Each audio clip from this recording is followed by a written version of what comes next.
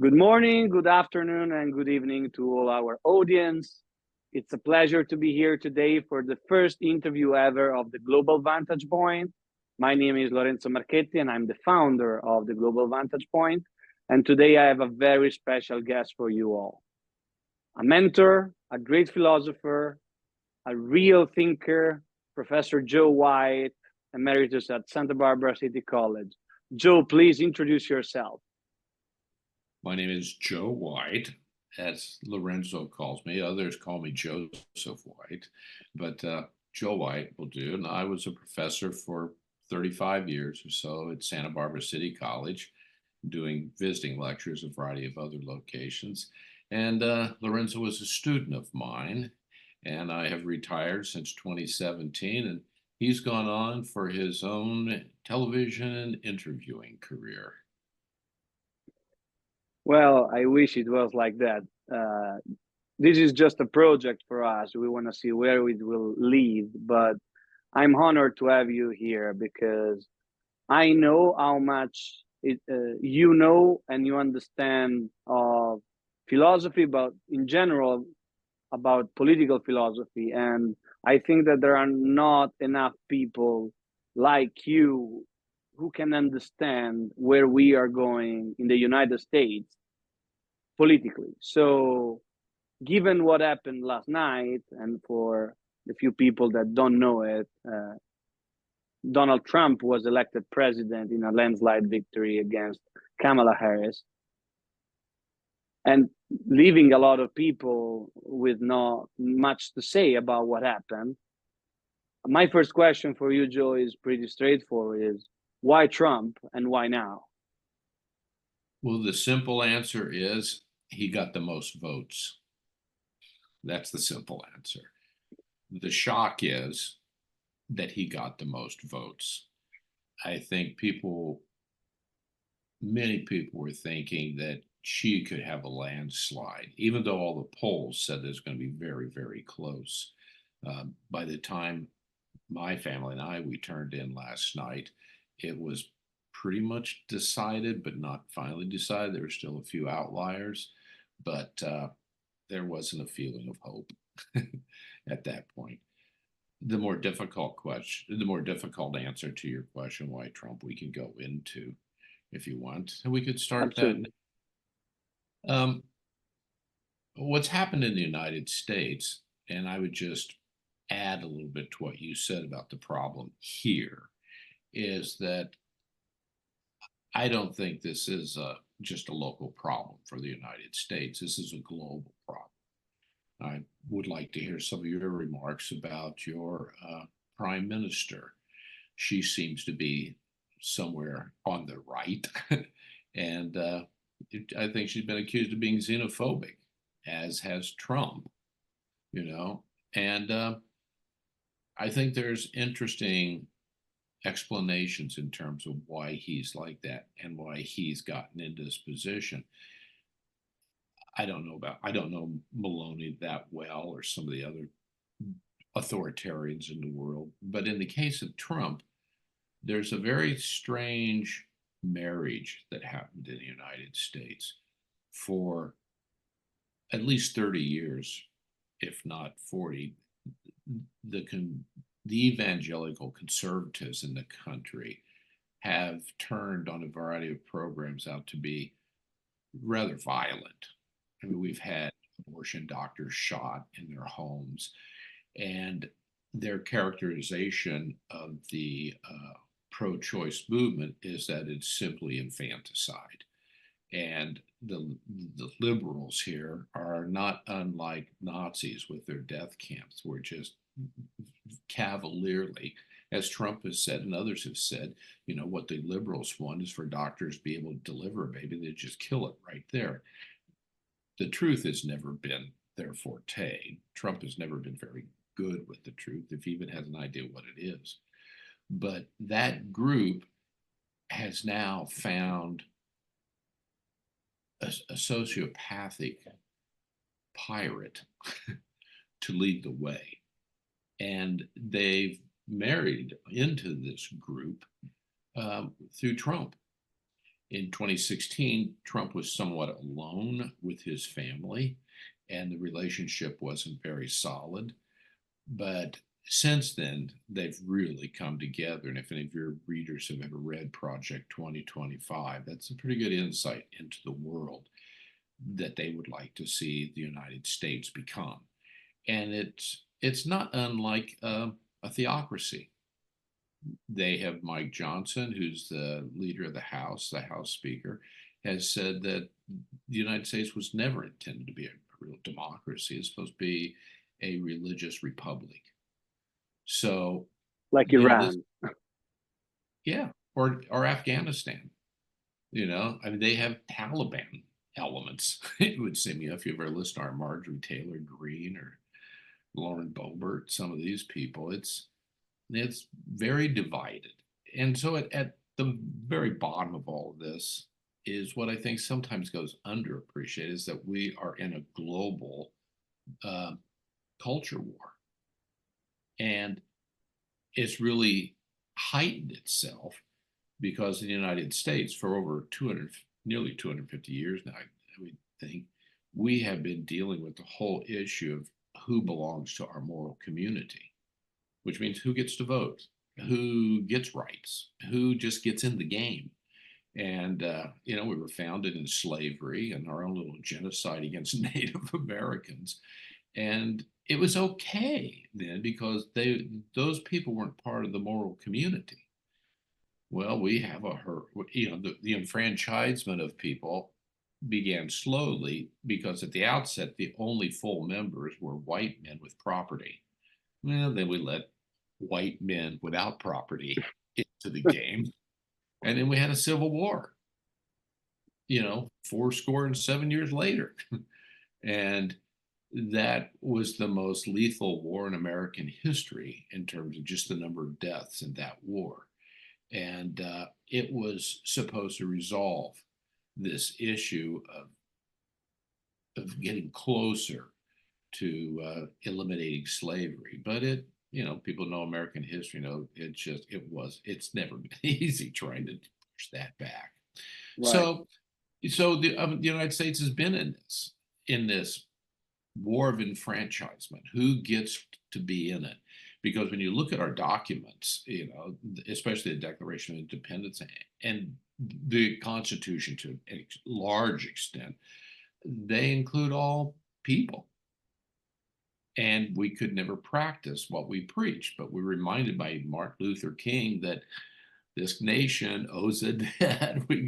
They want to cash their check for justice and freedom. And that dream is still elusive that he had. And so, as all this works itself out, what's happened is technology's increased and abortions became therapeutically safe. And we knew that, people knew they could save lives for women that were caught in these death rolls of very bad pregnancies. Anyway, and so once that started, once that was lessened, that lowered the power of men. Women are fully enfranchised at that time to a certain extent. And then we start through the civil rights stuff. Well, actually, it started before Roe versus Wade, but you start to see how our culture began to rapidly change and white guys lost their power. And now it's the coloring of America, the browning of America. And it's just too much for some people. It's too much change, just too fast. Because now we're all the way into, I mean, their hair is on fire when you talk about transsexuals. They can't even talk about that, let alone gay. We have legal gay marriage now. Pot's been legalized in most states. It's just it's just not right. And So so go in ahead. all of this, Joe, there are a couple of things that are important, I think, for the audience to understand from your perspective. As a philosopher, you have studied a lot of epistemology, and Trump has been considered a liar since day one, and he won in 2016. Lying his way out, I know. I don't know. You can tell us. But again, He is there.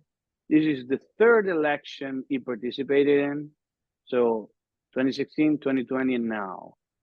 And now he is elected again. He is elected by probably what you say, some people that feel they're losing power, but there are some that can be considered minorities, but still vote for him, and they'd rather choose a person like him than the opposition, whatever the opposition is, Kamala, the Joe Biden, Hillary Clinton. No one is good enough, but Trump is the solution. Epistemologically, why are we talking about this sort of evolution? Is that just about power? What's happening? Well, with these two camps that have come together between the evangelicals, the very religious conservatives, and the pirates, which Trump represents, and every society has pirates in it. When you listen to Trump, you realize he has no serious reflective political language. He's never thought politically. He doesn't think communally. He doesn't think collectively. You know, I think when he was with General Kelly, he remarked that these graves at Arlington held a bunch of schmucks and losers. Because he just, why would people do that? Why would people? And it just, and Kelly wrote about recently in his book saying, you know, this man just has no sense of what it is as an executive in a democracy to run a democracy. It's just his narcissism. It's him. He only uses the first person singular pronoun.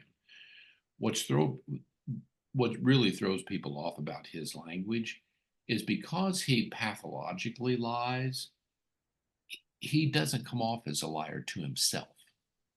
This is just what you do, you know, and to some extent, all of us, I think, are tainted slightly by that. You know, somebody says something to you like, "Well, did you get a raise?" "Oh yeah, I got a big raise." You may not have gotten a big raise, but you got a little raise. You know, you just exaggerate things. Right. With Trump, he continuously exaggerates, but he also fabricates. But that line doesn't exist for him. So he says things very sincerely. They're not true. They're very sincerely. Like in 2015, he said, you know, I have no business in Russia, nothing going on in Moscow. And he just signed some papers with Michael Cohen to build the Trump Tower in Moscow, to be in that part. He just looks at you and lies. And that's a very unusual character, and it proves persuasive for people. I think as you continue to drill down, what you see is in his first cabinet, you had his Vice President Pence, he had Pompeo as as Secretary of State, and Pompeo, I think, was the second one. The first one was Rex Tillerson, right? yeah, he left because I won't even curse what he said. General Mattis was the Secretary of Defense, right? Yeah, no, he was, Espy was Secretary of Defense. Mattis was Chief of Staff, for not Chief of Staff, but head of the armed forces, that Okay. position. But anyway, what you saw amongst these Christians, and you see this in Pence, that when it came to Trump getting elected, the vote that came, as it's typified, as it's been typified here from Christians, like this. You know, he's a horrible human being. You know, name a commandment he hasn't broken. But God works in mysterious ways, and Trump is his instrument. And so we're going to get rid of Roe versus Wade. We're going to stop the genocide with all these legalized abortions. We're going to turn it back. We're going to make America Christian again, great again, you know. And you hear the same rhetoric coming out of Putin and Xi and Oban and Maduro. You know, we're going to make Venezuela great again. Mother Russia. Ukraine will be part of Mother Russia again. You know, I don't think, I think, I don't know about Maduro, but I think Putin really has an imperialist bent to him. He's much smarter than Trump. And he really thinks politically in a kind of Ivan the Terrible way. And I think that Trump's just a pirate. He's just an opportunist. And the other people that he's surrounded with, Stephen Miller, Roger Stone, Steve Bannon, they're just pirates, and they really don't care. They just want a big yacht. They want to be rich and powerful. And so these two forces have come together. Trump, I think what's happening too around the world, I think, is that in terms of philosophy, you talk about epistemology, the theory of knowledge. We can see now that somebody like Trump has absolutely no concern with that. He's never offered up evidence for any of these claims, which is kind of bizarre for us who've had a little taste of philosophy in our lives, because traditionally, when you claim to know something in this domain, you're supposed to have evidence so Right. that other people can share in that knowledge and you have a mutual understanding of the truth. He's absolutely free of that. And for you, like, you took a logic class with Bobro, didn't you? Did you have? But I don't anyway, think so. anyway, if you anyway, as we know, any freshman in college is going to know what the logic class or senior whoever's had logic is, that there are these fallacies. People reason, but the reasoning doesn't justify what you've said. And one of the first fallacies that you usually learn about in logic as an undergraduate is ad hominem. I don't When mean you I'm right. that's his primary go-to. He just, why shouldn't you vote for Kamala? Well, she's stupid and she's ugly. She has a terrible laugh. What does that? But people seem to be taken by that, and again, it's because the normative, the values that we have are untethered at this point. And the only way you can bring together a liberal constitutional democracy is it's demanding more of us. It's like all of our life. I mean, the silly arguments we had here over vaccines. These Trumpers became anti-vaxxers. Now he's promised to put Robert F. Kennedy in Health and Human Services. And so, people are going, well, are we going to get rid of all vaccinations in the country? Yeah, we'll get rid of all that. You can drink green tea or whatever. I mean, it's so, from Italy, it may be hard to appreciate how crazy this is getting, but it's going to affect you. I mean, that vote yesterday is going to affect me in your lovely little Santa Barbara, but it's going to affect planet Earth in a That really. is something that we all, I think, uh, agree with you honestly about, because either you are pro or against what has happened. The reality is there is a feeling, there is a common feeling that something is about to happen, and world dynamics are about to change. So that's the Well, reason why, for me, it's interesting to speak with you, because I want to understand. Okay, you cover some good ground on why we are here. Now the big question is, what is next? What's happening from tomorrow? well, let me back up a minute and see what we do share here in terms of our common political experience.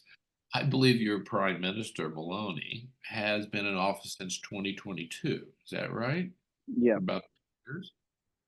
I mean, some of the things she has said are a bit wacky, but she looks like someone who, once she got into the office, began to mature in the office yeah. to some. We've seen that that does not happen with Trump. He's That, it can't.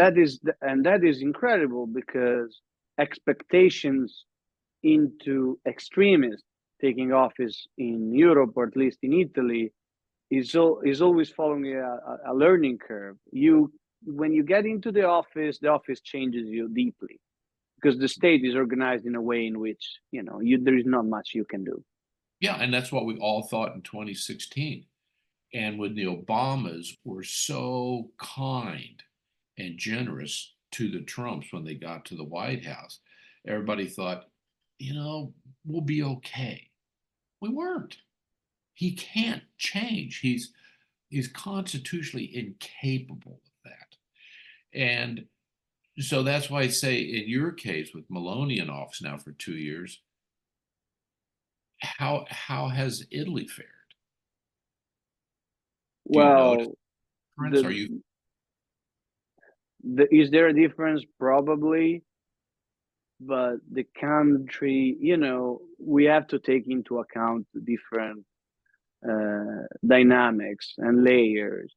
We come out from the COVID 19 era. We come out from a technical government led by a great technocrat like Draghi, who didn't have enough political support. So the answer, Meloni, comes from being the smallest party in the parliament to the largest party in the parliament, maintaining it. That is a real, this is the real news actually, that they maintain a strong uh, popular support. Usually that is not the case in Italy, because as you mature through your office, time in office, usually then you start to decrease your support from among voters. Uh, Other than that, let me say there have been good results from, like, for example, an economic perspective. There have been issues of different nature coming to, some civil rights. There are issues on those kind of things, but they have always been deeply embedded in the Italian culture because of the role of the church. So when you talk about pregnancies and gay marriage, all these kind of things, we know that this is a more traditional culture. But the US, we don't expect it to see and you these should. kind of things unfolding, right? Yeah, I mean we're the reason this is so shocking to the world is that really since 1945 the United States has continued to rise as the experiment of democracy. We screwed up Very in true. Vietnam. I mean, we've screwed up a number of times, but we screwed up in the 1700s. We screwed up in the 1800s. But it's an experiment, and it was that sense of hope that our enfranchisement of all people, just what can you do and can't and just do a good job of. We don't care what color you are, how tall you are. That was the kind of dream, and it was working to a very large extent on the earth. And even now, at the end of the Biden administration, at least here, the Wall Street Journal said whoever wins this election, they're going to inherit one heck of a strong economy, one of the best to survive after COVID. That is true. And That is so true. it's Strong like and resilient economy.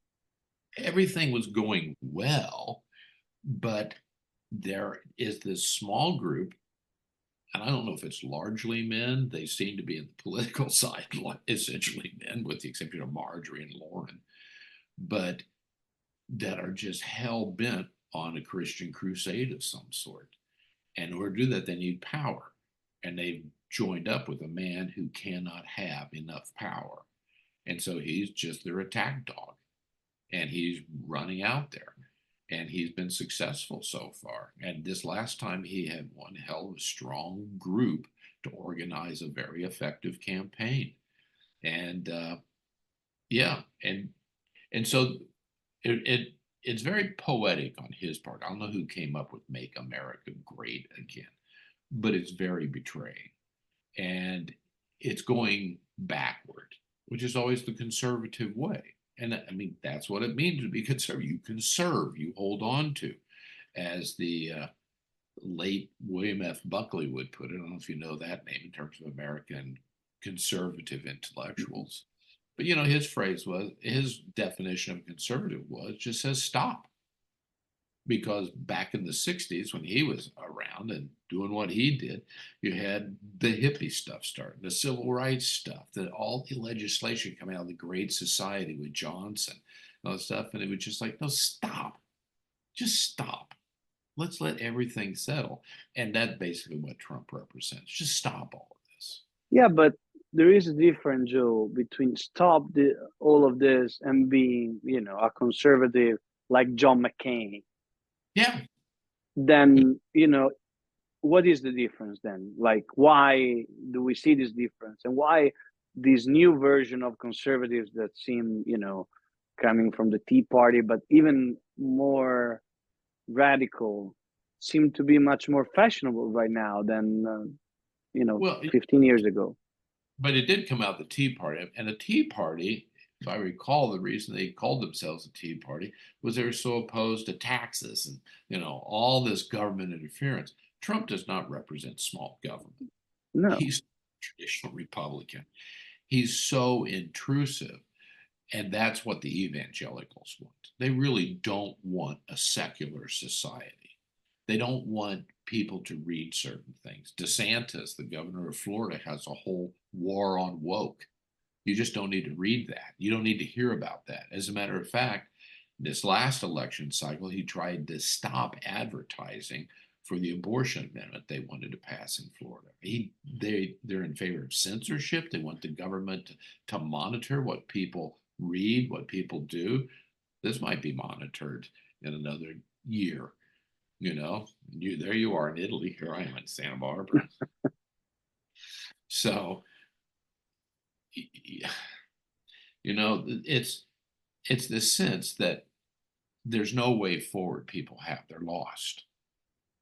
And they're lost because the usual guides that they had, the values that have gotten them here, in many cases, historically, they've been from on high.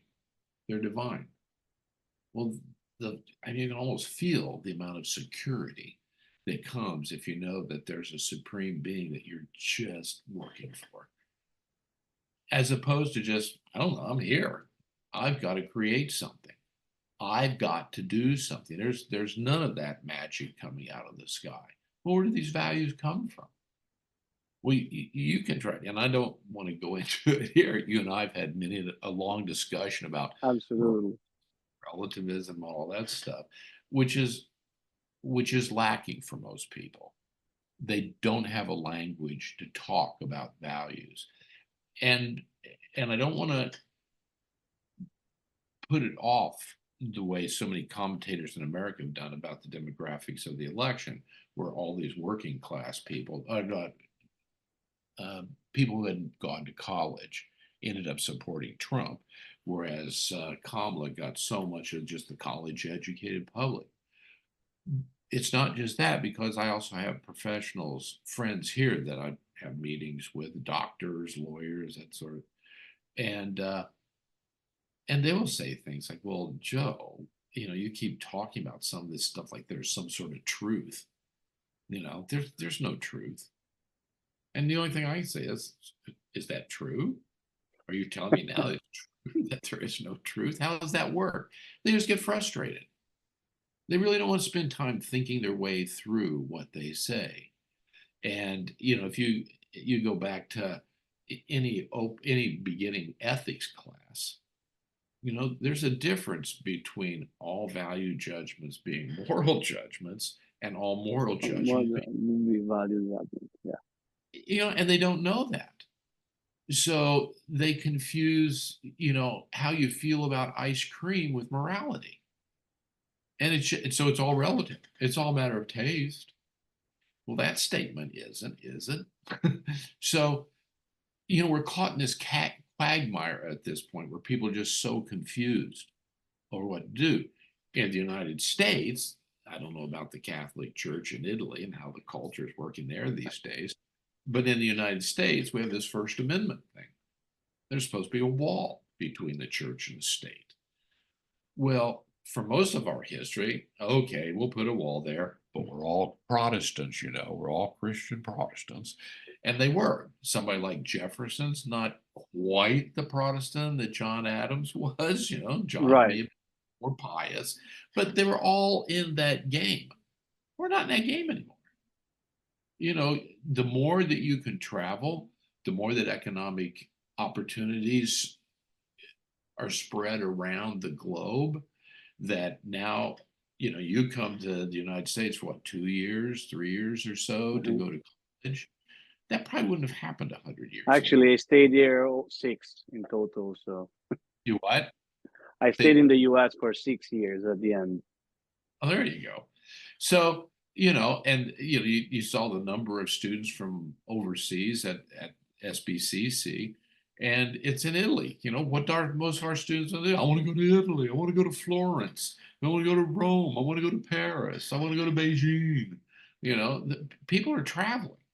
And so all those forces that kept human societies homogeneous have all left us. And people are going all over the place. And now this generation of yours is just coming up being much more tolerant. You just don't concern yourselves. That is what we think.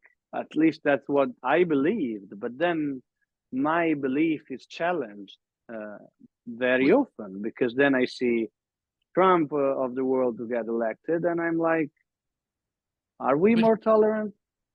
no, we aren't. The 78-year-old white man, if anything, what the United States has provided the world is the clearest example of what I think was coined in Europe back in the 50s, the ugly American. It's usually some bombastic white guy in some Hawaiian shirt being in Rome or Paris, entitled to whatever he wants, talking too loud and bragging. Trump. We finally at this hope, everybody's hoping it was our last burp of goofiness, but Trump's back and he is the ugly American. And unfortunately, the weapons available now and the destruction he can do is of global proportions. So you are telling us there is an issue. There is an issue that is also coming from a part of the United States that want to keep a strong belonging to a church, so religion. But again, I want to know what is now, what's happening now, what's happening tomorrow. What is your vision about 4 year of presidency for Donald Trump, 4 years of different kind of politics and policies? What should we expect? Uh, you and I remember we had a couple of talks about this, that after the Civil War, there was a phrase that came out that one century's philosophy appears to be the next century's common sense.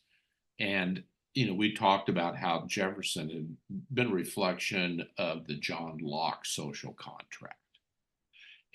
But even Locke had a bit of God in there and other sorts of things. Then what epitomized the shift in philosophy by the time you got to the late 18th century was Immanuel Kant and his view of the social contract. And he was what's historically referred to as a constructionist. There's nothing coming from a god or from spirits. There's nothing in nature itself. It's what we create.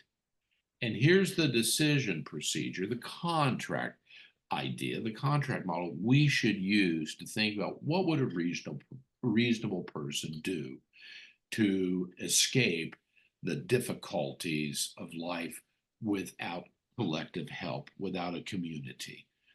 Because there's a sense that nobody can get along all by themselves. It's going to be, as Hobbes said, it's going to be nasty, poor, solitary, brutish, and short. So reasoning tells you, get together, create a community that can function. And through the social contract method, it appears though people just don't choose kings. Something else is going on in the society that you end up with one person in charge like that. Though Hobbes certainly tended that, but people like Hobbes and Locke in particular, Locke was in the 17th century. That's why by the 18th century, Jefferson could pick up on that kind of thinking that Locke had initiated and put it in the Declaration of Independence and to some extent in the Constitution. Then with somebody like Lincoln, after a civil war like this, you hear the Gettysburg Address and you realize he's much more content about this. He's talking about fourscore and 7 years ago, our fathers brought forth on this continent a new nation, conceived in liberty and dedicated to the proposition. Not that our Creator gave us these rights Right. and these. So there's that transition. What's happened now, where we are right now, is this transition in terms of a constitutional democracy is really working itself out by including all these people. And that's never been part of it because we've been homogeneous. So that's what we're dealing with now. But within the social contract tradition, we know of ways to find stability again. But it's going to take reconceptualization. Not you listen to the conservatives, they still quote the Declaration of Independence, that our Creator gave us these rights. That's that's so out of date amongst thinkers about these processes, but that's where they are. And so if they're still in a very big way talk about the major areas of philosophy like metaphysics and ethics, still in the 18th century, what do you do with 21st century thinkers? There's a conflict. But right now, we recognize ethnocentrism as a problem. And those who study these areas understand that ethnocentrism will lead to conflict. And in the past, it's either been greeted with the Inquisition or with an army. Right. And and and do we really want constant war? Listen to Don. For Trump, conflict is just a constant, and you are the enemy if you're not loyal. And for others, I would put you in the other camp and the liberal camp, because of the notion of liberty and freedom of individuals and autonomy. Autonomy is so important that and the conservatives call them libtards because they just don't get it. They're in that old term retarded in some way. So they're the libtards, and they just can't tolerate change and these differences. They can't find their way to tolerance. But they also bring with them a sense of ethnocentrism. And for these groups, it's the supreme being of the Christian tradition. So all this is just coming together now. There is a way out of this constitutional democracy, a liberal constitutional democracy. There are blueprints for getting through these dangerous times, but you just never quite know how strong it's going to hit someone, and you don't know the tools they have available for imposing themselves. I mean, you think about how the Crusades would have gone in the Middle East back in the 11th century and 12th century. Had either side had automatic weapons, it would have been a very different outcome. Absolutely. Yes. Or grenades. And they wouldn't have been worn down the way they did. The Europeans would have been so beat up just having to walk all the way to the Middle East. You just fly there and land. And it's just not like that anymore, but we still have those kinds of attitudes of intolerance. And the ethnocentrism that they don't understand still gives them a sense of the sacred, and they're moving forward with it. There is the generational difference. When we worked on A Year Without War, there was the hope of the millennials, that they could carry this program largely. And I said that's still an optimistic point for me. And I think on the downside, which is the most worrisome, I've already heard from some people locally who now have buyer's regret. They realize they voted for Trump because they want to get the economy going. It's like, what don't you know? But now people and friends of the family could be shipped out because Trump wants to deport Seal the border and things like that. over 20 million people. He said there's more than 20 million people that just should be pushed out of the country. But Joe, I was thinking of something you said is that we don't want to live in constant war. And when you look at the arguments of some of Trump's supporter, but in general, worldwide, a lot of right-wing conservatives, they tend to say we are the choice because we don't want to have war with Russia. We don't want to go to war with China. We don't care about the Middle East. So they are actually saying we are the peaceful ones. We want to leave Ukraine where it is. It's not us, it's them. So why, like, how do Well, we no, reconcile this with the reality of what it is? Like, how, because you understand that it's a strong narrative, it's a strong hook. A lot of people will buy into, I don't want to make war. I am yeah. the one. Trump said it many times. I'll end the war in Ukraine, and everyone will cheer about it, right? Well, we know how he would end it.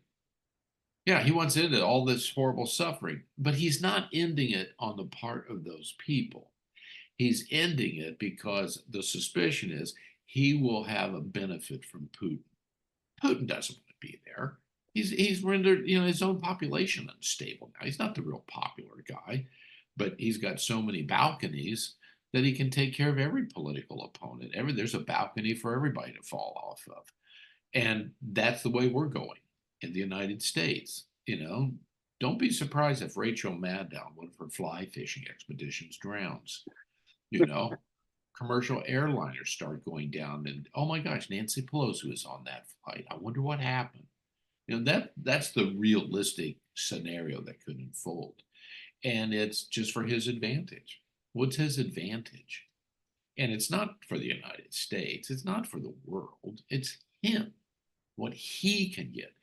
Putin, I think, is. I've never heard it. I've heard him say he does not want war, but does he think that Ukraine invaded them, or does he think that Ukraine's drift to the west has now endangered Russia? And he can't let Russia be endangered. I mean, I don't want to sacrifice you. I'm here to help you. That's why we cannot let Ukraine into NATO. That's why we cannot allow the westernization of Ukraine. But how do we answer to all the people who say, well, whatever the reasons and the motives, I'm a cynic. I don't care. I just don't want to be involved in that war. I don't care about the Ukrainians. I don't care about this and that. What does that mean for the people, right? Like, that's something I'm very curious to understand from you. There is a lot of skepticism, and that skepticism fuels people like Trump. I don't want to Well, be involved in Ukraine. Ukraine is dangerous. It might be World War 3, 4, 5, and 10.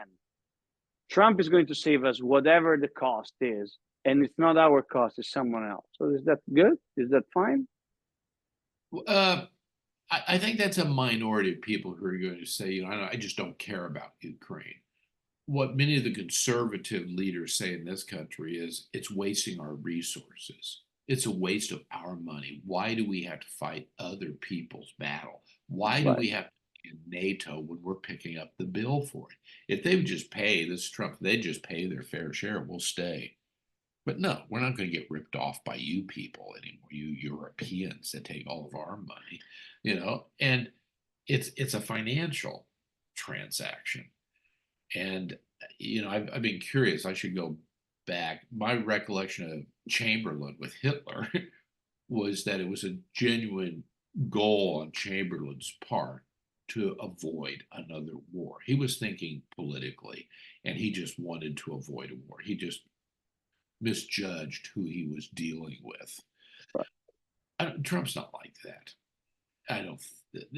He's so single-minded, and so the people, the whole Ukraine thing and the war in Gaza and what's going on with Taiwan, and even in South America, you saw that Peru's building a special prison for special prison for their ex-presidents. Their two previous presidents are in prison now. There's just so much corruption, and so I Trump Trump as an opportunist shares with the evangelicals this sense of nationalism and isolationism, which is ironic for a Christian. They're supposed to be doing missionary work, but they just want to the evangelicals want to clean up this country, and Trump just doesn't want to have anything to do with the world. It costs too much money. And so, Elon Musk is going to be coming into the US government in a special position to eliminate $2 trillion out of our budget. Where's it coming from? Yeah, you don't need Social Security. All these giveaway retirement programs, all this health and human services. Nah, we'll get rid of all of it. So, it's such a transitional moment for people to, as was pointed out by the Democrats and said, just define yourself. What sort of country do you want? Can you live with the uncertainty and the sloppiness of democracy? Or do you think you can find a really slick, benevolent, which Donald Trump tells us he is, a benevolent dictator?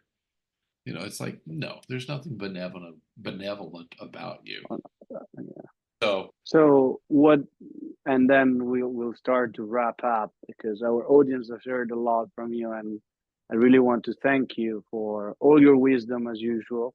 Your for sure is a perspective that a lot of people need to take into account because it doesn't come from a political perspective. It comes from a life of study of philosophy that really can enhance a lot of people's lives, in my perspective. And just to be clear, the Global Vantage Point as a project was born out of an idea that the dissemination of ideas is what can really help. We want to yeah, make sure that, you know, a philosopher can talk about a political situation in terms that people can understand. Maybe it takes a while, maybe it will never happen, but the reality is everyone needs to understand what is happening by the ones who have already gained a sort of understanding can support their process of understanding. So, and Lorenzo, let me just add this little analogy at sure, the end.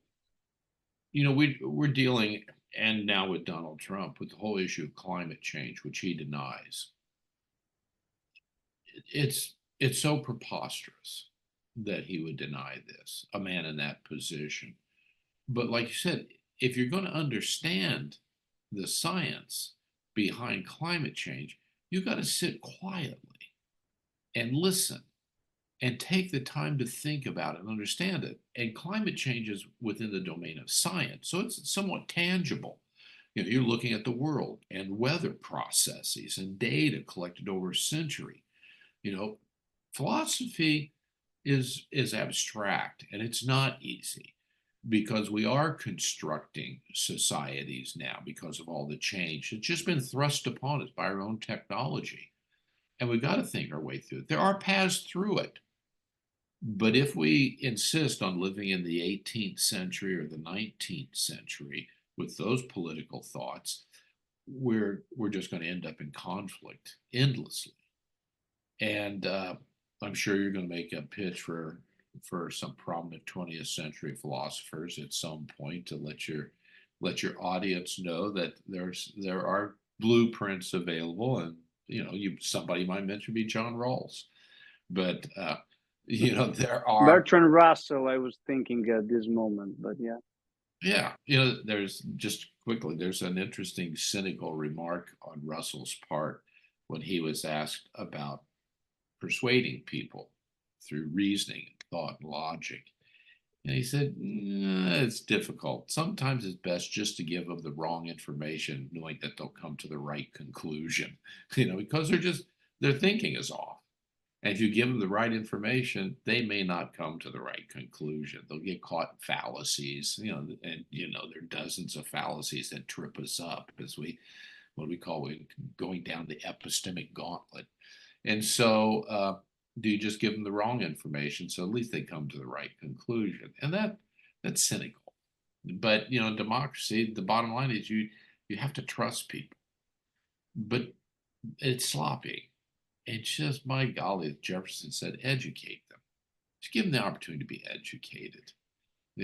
People are basically decent. That's being tested now. But as we know, they've always been pirates, just the self-serving psychopaths that sail the seas and steal from whomever they desire to steal. And we have a pirate for a president now. Well, I hope that a lot of people will have the opportunity to tune in and watch this interview, this conversation between the two of us. I want to thank you very much for your time, your wisdom, and your company as usual. Joe, it's always a pleasure to hear from you. So I hope we will have the opportunity soon to get you back with us talking about philosophy, political philosophy, and the status of the world. So thank you very much, Joe, for coming. Or ignorance itself we can talk about. All right. Thank you very much, Joe. And I'll see all of our audience soon enough. Thank you and Ciao. goodbye. Bye. Ciao.